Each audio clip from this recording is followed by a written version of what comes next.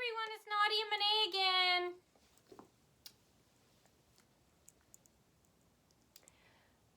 From Lips Aflame.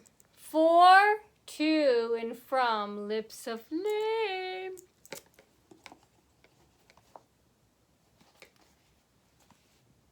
That's right, babies. Michael Coors, Sonnies. From my mom, truly. Michael Kors, see? Be jealous. Okay, missed you, fans. Sorry it took so long, but I've been just so dog dead tired and busy. As weird as that may seem. Here, So, today, I'm gonna be, talking about, oh my god, the next attack. Because this was the one with the many branches. I would say the second multiple branches. Oh, and they're screaming outside, making motor noises from cars, begging me not to post anything. So, even the scuzz bags behind the wall. Okay, just decided to tell you that. But anyway, yeah, so how do they know what I'm about to do? Like, right when I'm by my window, a motor zooms by. I don't know if it's a drone. And then loud bird noises come and then they abruptly stop. Even before I touch my cell phone screen. It's like, how do they know? If there's no camera in here. That shows us by radio waves and how... I want you to see how obsessed and nuts they are. They combined ultrasonics with thermal cameras and blah, blah, blah. That takes thousands of hours. I don't know if it probably helped them when they could see back before I had the shades covering. Okay, so anyway, who cares about that? So anyway, okay. I'd say it's the At&t store. And, At&t, ooh, look, this is for my birthday too.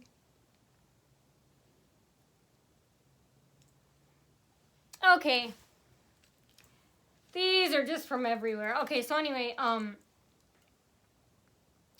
so this is for At&t.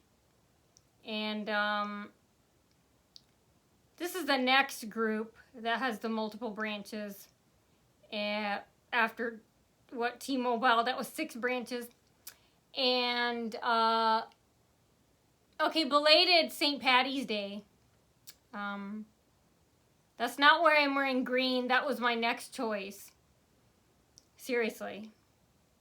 And, okay, so this is At&t in the mall here in Fort Wayne. 4201 Coldwater Road.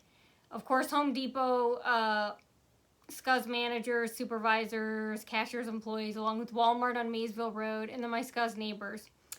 Okay. So, when I go in there, I'm trying to shop for a new phone, and they were told to purposely ignore me. For like 5 minutes, I timed it. There are 3 associates that were available. And one was a fat white guy named Douglas. And he saw me and he went in the back and slammed the door and hid back there. And then there were 3 of them. I remember one was a bald white guy. Maybe one was a female with dark curly hair. And another male inside the At&t store. And I asked them, I said I had a question. They go, oh, wait, hold on. And then they were talking about the news and immigration and Trump. And then they would get quiet like 3 times in like 15 minutes. And I was looking at my phone, my old phone, and then I asked them again, I have a question, and there were no other stalkers in the store at the moment. It was just me. They're like, yeah, hold on. And, they were told, to be, mean, rude, disrespectful, ignore the Asian. And then they're talking about, oh, how Bin Laden got shot. I don't know. This isn't even recently Osama Bin Laden got shot. He got shot a long time ago. Anyway, I don't know what year, but anyway, they'd stop and then look at me and then say they hated Saudi Arabia, the country was so strict. And they'd stop and look at me. I'm not even Arabic. Not that there's anything wrong with that. everybody thinks they're all the same country, you know, Pakistan, India, Iran, Iraq. Anyway, then when I start texting my mom, they're spying on my screen. Douglas comes out from the back.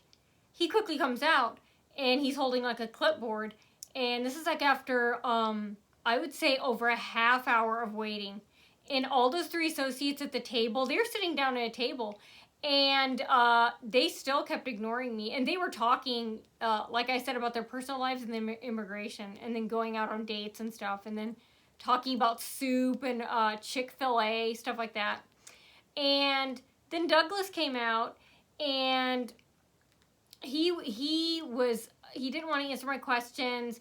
I said I want to know a certain type of model of the phone, and he kept saying, I don't know. It really depends on you. I don't know anything about the phones.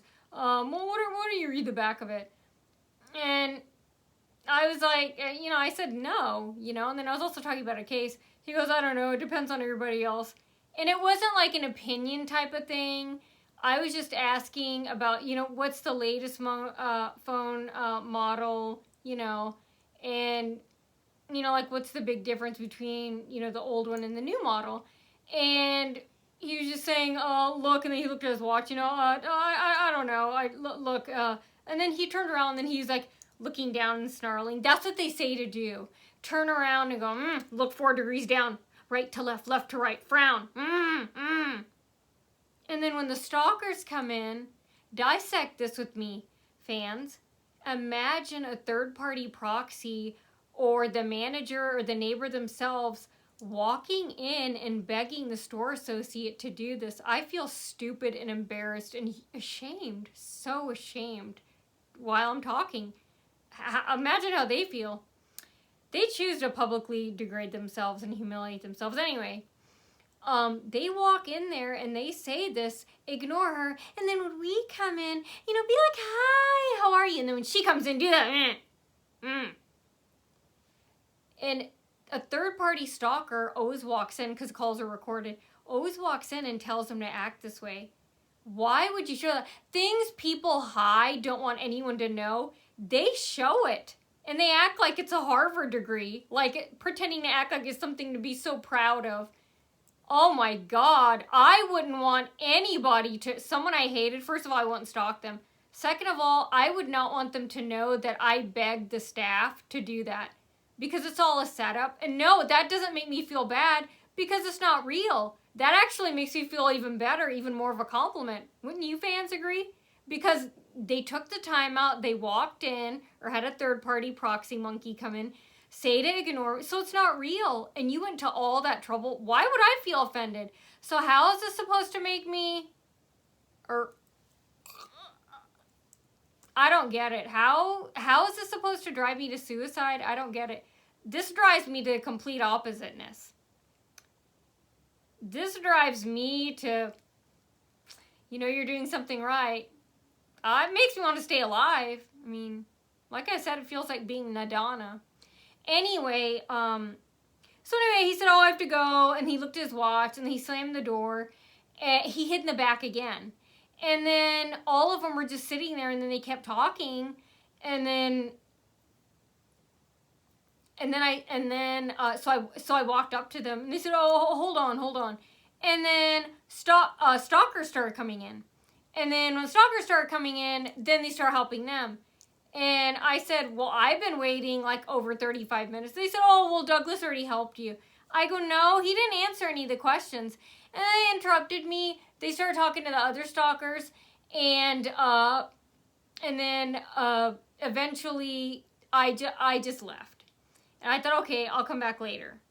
And actually, I went home and I called AT&T corporate and I complained.